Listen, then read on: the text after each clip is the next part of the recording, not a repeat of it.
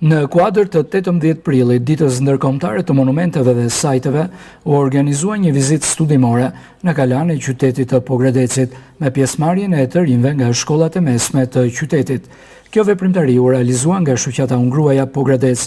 Në kuadër të projektit, aktorët lokal dhe ndërkufitar punojnë së bashku në mbrojtje të mjedisit të rajonit Pres Pohër, financuar nga Pont, me synim rritjen e ndërgjegjësimit të rinjve mbi trashëgimin kulturore dhe rëndësinë e ruajtjes së saj.